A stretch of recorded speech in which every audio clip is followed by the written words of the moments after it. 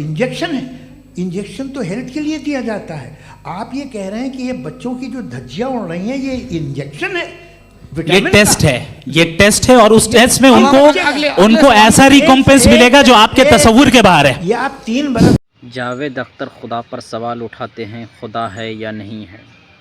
अगर हमारे यहाँ कोई ऐसा करता है तो उसको पहले दम भर मारा जाता है, उसके बाद कहता है तुम अपना पहले वो दर्द दिखाओ, अपना पेन दिखाओ तो हम तुमको खुदा दिखाते हैं। लेकिन जावेद अख्तर एक सेलिब्रिटी है, इसलिए उसको कुछ कह नहीं सकता है। जावेद अख्तर को इतना समझना चाहिए कि अगर खुदा नहीं है, ये जावेद अख्तर कहते हैं, तो जावेद अख्तर का हम शक्ल एक दुनिया में कोई बना कर दिखाया। तो मसला है ना, आपके लिए कॉन्सेप्ट क्लियर है? नहीं भाई, आपने तो बताया था इंजेक्शन लगाने से बच्चे को तकलीफ होती है, ये इंजेक्शन लगा। सर आप ऐसे रेटोरिक स्टेटमेंट दें तब तो कोई मसला नहीं समझते रहेंगे। This is a rhetoric statement, this is not a logical argument sir. I am sorry, I am sorry. आखिरी 30 मिनट बड़े मुश्किल होने वाले हैं। जी मुफ्ती साहब आगे बैठे हैं, इनको माइक दीजिए। हाँ तरुण, माइक आप अपने पास रखिए, आपको कैमरे का फ्रेम पता है जी। सबसे पहले दोनों को मुबारकबाद। एक सर अपना आप नाम बता दें। आप अमेरिका में शिकागो में रहते हैं, इतना मुझे याद है। बताया आपको, यासिर नदीम अलवाजदी मेरा नाम है। जावेद सर, आपसे एक क्वेश्चन है इन्फिनिट रिग्रेस के ताल्लुक से। एक हाइपोथेटिकल सिनेरियो है, मसलन अगर आप सर माइक थोड़ा सा प्लीज क्लोज रखिए जी। अगर आप शायर इसलिए हैं कि आपके कोई उस्ताद शायर थे, और वो इसलिए शायर थे कि उनके कोई उस्ताद शायर थे, और इसी तरीके से हम माजी में पीछे चलते चलते चले जाएं और कहीं ना रुकें, तो माफ़ कीजिएगा आप कभी शायर नहीं हो सकते। लेकिन आप शायर हैं, आपका शायर एग्जिस्ट करता है, इसका मतलब ये है कि आप कहीं ना कहीं रुके हैं। तो मेरा सवाल ये है कि क्या आप इन्फिनिट रिग्रेस ऑफ कॉजेस को लॉजिकल फैलेसी मानते हैं या नहीं मानते? हाँ या ना? मैं इन्हें लॉजिकल फैलेसी नहीं मानता हूँ, लेकिन मेरा प्रॉब्लम यह है कि जब मैं नहीं मानता हूँ तो I will continue with this logic जो फैलेसी नहीं हो। आप एक जगह रुक जाते हैं जाके, आप कहते हैं ये गेंद कैसे बनी, ये जजीरा कैसे बना, ये समंदर कैसे बना, ये ज़मीन कैसे बनी, और अचानक गॉड पे जाके आपको ब्रेक लग जाता है।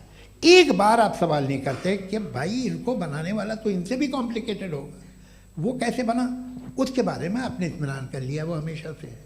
तो अगर आप उसे हमेशा से मानते हैं तो फिर ये मान लीजिए कि कायनात हमेशा से है, क्या तकलीफ?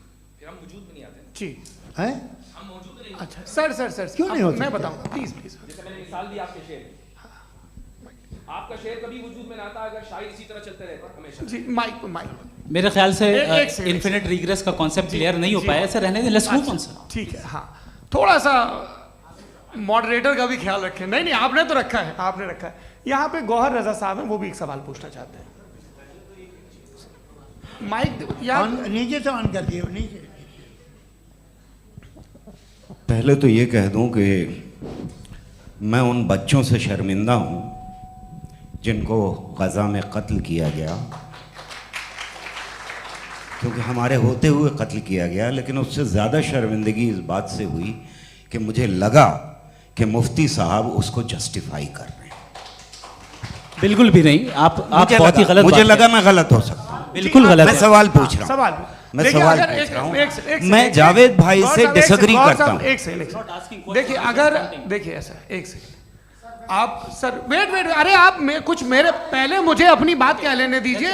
अगर ऑडियंस तय करेगी तो फिर मॉडरेटर का मतलब नहीं। मेरा आप सबसे ये कहना है, ये बहस 2 लोगों के बीच में है, एक तरफ मुफ्ती साहब, एक तरफ जावेद साहब। पिछले 1.5 घंटे से ये लोग अपने अपने तर्क रख रहे हैं। आपकी इनसे इत्तेफाकी हो सकती है, ना इत्तेफाकी हो सकती है। मेरे उस्ताद मुझे सिखा गए हैं कि मुखामुखम में असहमति की गुंजाइश बची रहनी चाहिए। अगर मैं आपकी बहुत इज्जत करता हूं गौहर साहब, आपने जो कमाल की किताबें लिखी, साइंटिफिक टेम्परामेंट, लेकिन मेरी ये गुजारिश है आप सबसे कि यदि आप इन लोगों ने जो बोला उन पर टिप्पणियां करेंगे तो ना वक्त की पाबंदी रहेगी, ना वो अनुशासन। आप सवाल पूछ लें, उस सवाल में जो बात आ जाए वो आ जाए। मैं जावेद साहब से डिसएग्री करता हूं, इसलिए जावेद साहब से सवाल पूछ रहा हूं। आपका सवाल जावेद अख्तर साहब से, और सवाल ये है मेरा कि जावेद साहब ने कई बार लॉजिक का इस्तेमाल किया कि साइंस में लॉजिक है और रिलीजन में लॉजिक नहीं है। मेरा ख्याल ये है कि रिलीजन में भी लॉजिक है, लेकिन उस लॉजिक की बेसिस ये है कि आप रुक जाते हैं, जिसका जिक्र जावेद साहब ने बार बार किया, यानी खुदा के तसव्वुर पे आते हुए, गॉड के तसव्वुर पे आते हुए रुक जाते हैं। और इसमें सवाल पूछना मतलब फॉरबिडन होता है। सवाल यह है कि क्या जावेद साहब इससे एग्री करते हैं कि साइंस की लॉजिक अलग है और रिलीजन की लॉजिक अलग है? बताइए सर।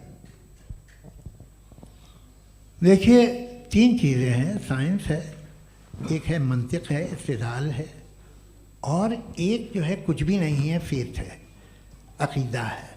मैं अकीदे की लॉजिक का कायल नहीं हूँ। मुझे आप इस्तिदलाल से, लॉजिक से, रीज़न से समझाइए, मैं मानने को तैयार हूँ, मेरा क्या नुकसान होगा।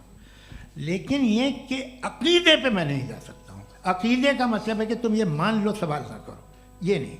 आप सारी बातें करके, बड़ी साइंटिफिक बातें करके एक जगह जाके खुदा के वजूद पे रुक जाते हैं, सरेंडर कर देते हैं। मैं सरेंडर करने को तैयार नहीं। That's all. जी।